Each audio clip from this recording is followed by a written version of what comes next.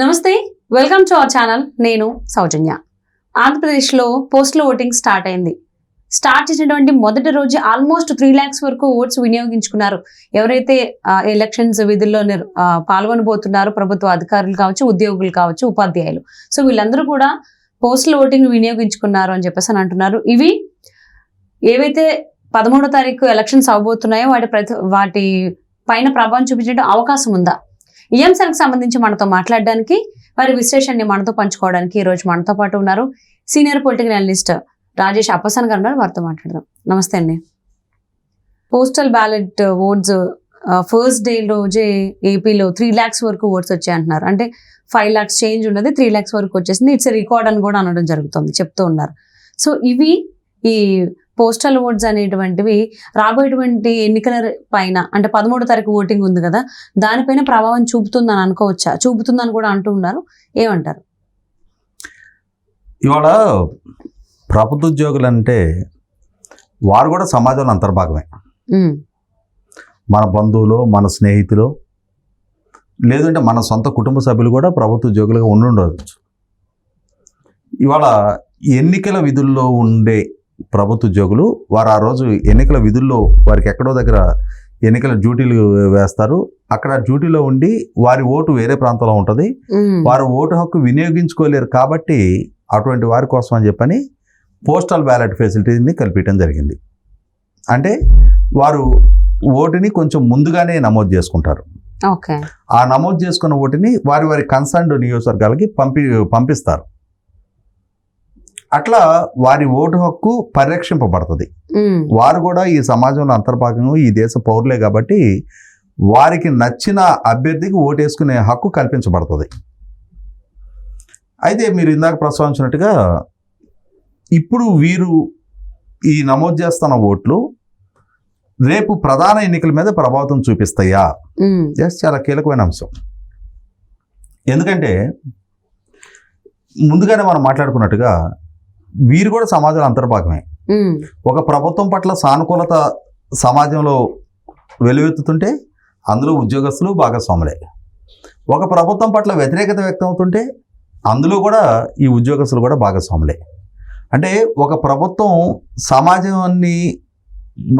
నుంచి మద్దతు పొందగలుగుతుంటే, ప్రజాభిప్రాయాన్ని తిరిగి తమకు అనుకూలంగా మలుచుకోగలుగుతుంటే, ప్రజలు ఎట్లయితే మద్దతు తెలుపుతున్నారో అందులో అంతర్భాగంగా ఉండే ఉద్యోగులు కూడా మద్దతు తెలుపుతారు. ఒక ప్రజారంజకమైన పాలన ఇస్తే అది ప్రజల నుంచి మద్దతు దక్కుతుంది, ఉద్యోగుల నుంచి మద్దతు దక్కుతుంది.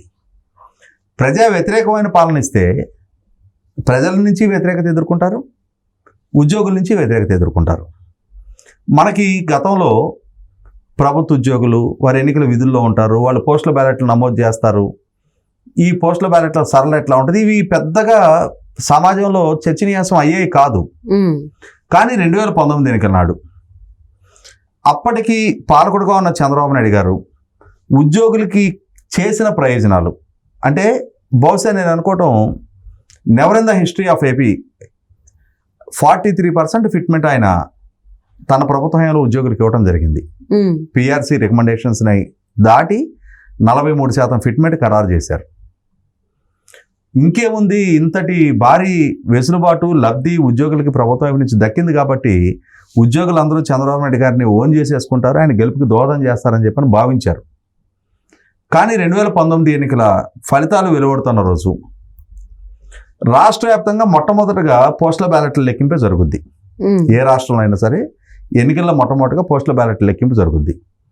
ఆ పోస్టల్ బ్యాలెట్ లెక్కింపు సందర్భంగా 175 నియోజకవర్గాల వ్యాప్తంగా ఉద్యోగులు నమోదు చేసిన పోస్టల్ బ్యాలెట్ల సరళి రాష్ట్ర వ్యాప్తంగా వైసీపీ పార్టీకి ఆధిక్యత తెచ్చిపెట్టింది.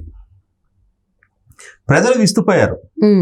మన అంచనాలు తలకిందులైన చంద్రబాబు నాయుడు గారు వీళ్ళకి ఎంత లబ్ధి చేకూర్చారు, వీళ్ళు చంద్రబాబు నాయుడు గారి పట్ల ఆ విధంగా గ్రాటిట్యూడ్ ప్రదర్శిస్తారు అని చెప్పని ఆశించిన ప్రజలు వాళ్ళ ఆశలు వమ్మైని. ప్రజల అంచనాలు తలకిందులు చేస్తా ఈ ఉద్యోగులు జగన్మోహన్ రెడ్డి గారిని ఓన్ చేసుకున్నారు, ఆయనకి మెజారిటీ దక్కించారు. తర్వాత అసలు సిసలు ఫలితాలు వెలువడితే కూడా ఏ సరళైతే ఉద్యోగుల వైపు నుంచి వ్యక్తమైందో అదే సరళి సాధారణ ప్రజల నుంచి కూడా వ్యక్తమైంది. అంటే ఉద్యోగులు ఎట్లయితే జగన్మోహన్ రెడ్డి గారి పట్ల సానుకూలత ప్రదర్శించారో సాధారణ ప్రజలు కూడా అదే ఒరవడిని మెయింటైన్ చేస్తా జగన్మోహన్ రెడ్డి గారి గెలుపుని ఖరారు చేసింది. 175 స్థానాలు ఉన్న సభలో 150 స్థానాలు దక్కింది చూసాం మనం. అంటే ఇక్కడ ఏమర్థమైంది, ప్రజలు వేరు ఉద్యోగులు వేరు కాదు, ఉద్యోగులు కూడా సమాజం అంతర్భాగమే. మూడ్ ఆఫ్ ది సొసైటీని రిఫ్లెక్ట్ చేస్తూనే ఉద్యోగులు కూడా ఉంటారు. ప్రజలు జగన్మోహన్ రెడ్డి గారిని ఓన్ చేసుకొని ఉద్యోగులు మాత్రం చంద్రబాబు నాయుడు గారిని ఓన్ చేసుకోవడం ఉండదు. ప్రజల్లో జగన్మోహన్ రెడ్డి గారి పట్ల సానుకూలత ఉంటే అదే భావం ఉద్యోగుల నుంచి కూడా వ్యక్తం అవుద్ది. నేను ఇందాక చెప్పినట్టుగా ఉద్యోగులు కూడా సమాజంలో అంతర్భాగమే. మూడ్ ఆఫ్ ది స్టేట్ ఇవాళ ఉద్యోగులైనా ప్రజలైనా. ఇప్పుడు అంటే జగన్మోహన్ రెడ్డి గారి పాలన 5 సంవత్సరాలు ఆయన పాలనా తీరు, రాష్ట్ర ప్రజల పట్ల ఆయన ఎట్లా వ్యవహరించారో ఉద్యోగుల పట్ల కూడా అంతకన్నా భిన్నంగా వ్యవహరించాల. ఉద్యోగులకి అదన ప్రయోజనాలు కల్పించింది లేదు, ప్రజల పట్ల వివక్ష మాత్రం ప్రదర్శించి ఉద్యోగుల పట్ల అద్భుతమైన మేలు ఉద్యోగులకి చేసింది లేదు.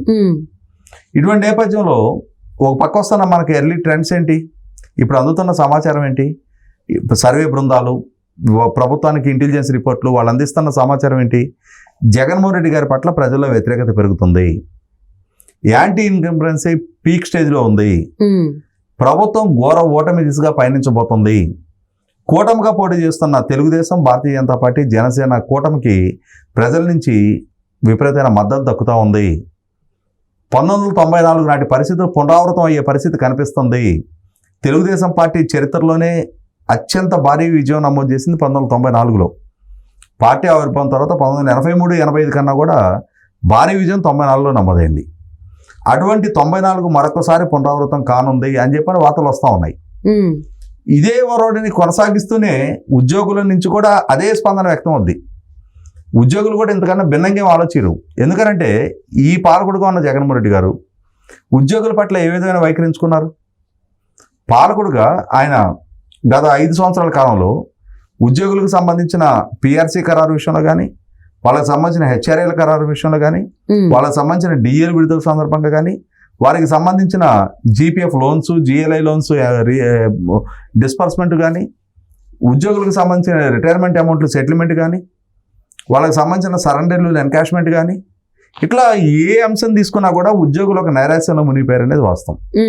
ఆఖరికి నెల 1వ తారీఖు రోజున జీతం కళ్ళజొట్టమే మృగంగా మారిపోయింది. ఇటువంటి పరిస్థితుల్లో ప్రభుత్వం పట్ల తీవ్ర వ్యతిరేకతతో ఉద్యోగులు ఉన్నారు. అదే సందర్భంలో ముఖ్యమంత్రి కాకముందు జగన్మోహన్ రెడ్డి గారు ఉద్యోగులకున్న అతి ప్రధాన సమస్య అంటే 2004 తర్వాత అపాయింట్ అయిన ఉద్యోగులు కాంట్రిబ్యూటరీ పెన్షన్ స్కీమ్ పరిధిలోకి వస్తారు. అటువంటి కాంట్రిబ్యూటరీ పెన్షన్ స్కీమ్ని వారం రోజులు రద్దు చేస్తాను అని చెప్పని ఆయా కుటుంబ సభ్యులందరితో కూడా ఓట్లు వేయించుకుని జగన్మోహన్ రెడ్డి గారు 5 సంవత్సరాల కాలంలో ఆ సిపిఎస్ రద్దు దిశగా కొద్దిపాటి చొరవ కూడా ప్రదర్శించకుండా గ్యారంటీడ్ పెన్షన్ స్కీమ్ అని చెప్పని ఇంకొక కొత్త విధానాన్ని తీసుకొచ్చి ఉద్యోగుల మీద రుద్దే ప్రయత్నం చేశారు. ఇటువంటి నేపథ్యంలోనే ఉద్యోగులకి ప్రభుత్వానికి మధ్య ఒక ఘర్షణపూరిత వాతావరణం నెలకొందనేది వాస్తవం. ఆ నెలకొంది కాబట్టే 2019 నాడు ఆ ప్రభుత్వానికి వ్యతిరేకంగా ఎట్లయితే ఉద్యోగులు పనిచేశారో ఇవాళ రాబోతున్న 13వ తారీఖులో జరగబోయే ఎన్నికల్లో ఇప్పుడు ఉద్యోగులందరూ కూడా ప్రభుత్వానికి వ్యతిరేకంగా ఓటైపోతున్నారు. ప్రభుత్వం తమ పట్ల వివక్ష ప్రదర్శించింది, తమ డిమాండ్లను పరిష్కరించలేదు, తమకు ఆర్థికంగా జరగాల్సిన మేలు జరగకపోగా నష్టం కలిగించారన్న భావనలో సగటు ఉద్యోగి ఉన్నారు. ఒక ఉద్యోగి అంటే 1,00,000 మంది ఒక విభాగానికి సంబంధించిన ఉద్యోగులు ఉంటే వారు, వారి కుటుంబ సభ్యులు, వారి బంధుమిత్రులు కలిపి ఇంకా కొన్ని లక్షల మంది ఓటర్లుగా అంటే ఆ ఉద్యోగుల వారు ప్రభావితం చేయగలిగే ఓటర్లు కొన్ని లక్షల మంది ఉంటారు. ఇవాళ ప్రభుత్వ ఉద్యోగులు కానీ, రిటైర్ అయిన పెన్షనర్స్ కానీ వీరే దాదాపుగా 10-12 లక్షల మంది కనిపిస్తూ ఉన్నారు. వారు, వారి కుటుంబ సభ్యులు కలుపుకుంటే జగన్మోహన్ రెడ్డి గారి రాతని, ఆయన రాజకీయ భవిష్యత్తుని తలకిందులు చేయగలిగే స్థాయి నెంబర్ అది. ఏ ఉద్యోగులు, పెన్షనర్లు 2019లో జగన్మోహన్ రెడ్డి గారు గెలుపుకు దోహదం చేశారో ఇవాళ అదే ఉద్యోగులు, అదే పెన్షనర్లు జగన్మోహన్ రెడ్డి గారికి వ్యతిరేకంగా ఓటు చేయబోతున్నారన్న సంకేతాలు ఉన్నాయి. కాబట్టి ఇవాళ అధికార పార్టీకి సంబంధించిన నాయకులు పదే ఉద్యోగులు బెదిరించే ప్రయత్నం చేస్తున్నారు, డబ్బులతో ప్రభావితం చేసే ప్రయత్నం చేస్తున్నారు, ప్రలోభపెట్టే ప్రయత్నం చేస్తున్నారు. చాలా మంది ఉద్యోగులు ఈ ఆఫర్లకి తలగొట్ల మేము డబ్బు తీసుకొని మీకు ఓటు అమ్ముకోము అని చెప్పని బాహాటంగా చెప్తున్న నేపథ్యంలోనే నిన్న విజయవాడలో చూసాం. ఒక ఉద్యోగి కుటుంబం మీద కార్పొరేటర్ భర్త దాడి చేసి దౌర్జన్యం చేసిన తీరు చూసాం మనం. ఈరోజు నర్సరావుపేటలో ఈ పోస్టల్ బ్యాలెట్ క్యాంప్ దగ్గర ఎక్కడైతే ఎస్ఎస్ఎన్ కాలేజీలో ఆ పోస్టల్ బ్యాలెట్ బూత్ ఉందో అక్కడ ఆ ఓటింగ్ ప్రహసనం జరుగుతూ ఉండగా స్థానిక ఎమ్మెల్యే గోపిరెడ్డి శ్రీనివాసరెడ్డి గారు ఒక సమూహంతో అక్కడికి వెళ్ళి అక్కడ ఘర్షణ పడ తీరు చూసాం మనం.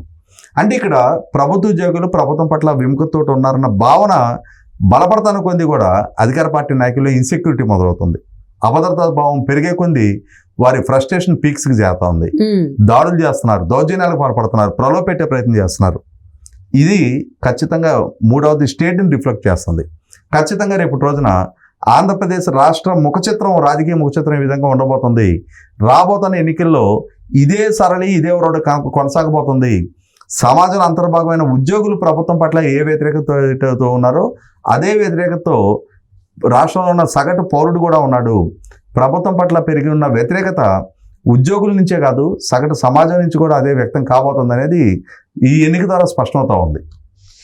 సో పోస్టల్ బ్యాలెట్ సంబంధించి వచ్చిన అంటే ఈ ఫస్ట్ డేలోనే ఇలా రిజల్ట్ వచ్చేసరికి వైసీపీ శ్రేణుల్లో అంతా మీరు అన్నట్టు ఒక తెలియని భయం మొదలైంది. ఎలాగైనా ఆపడానికి చాలా ట్రై చేశారు. బట్ వాళ్ళకి ఇది టైం వచ్చింది కాబట్టి ఏపీ గవర్నమెంట్ ఉద్యోగులకి అలాగే ఉపాధ్యాయులకి వాళ్ళ ఛాన్స్ని వాళ్ళు ఉపయోగించుకోవడం జరిగింది. చూద్దామండి ఇది ఎంతవరకు వెళ్తుంది, దీని ప్రభావం ఏ విధంగా ఏపీ ఓటర్స్ పైన ఉంటుందని. Thank you so much Rakesh గారు.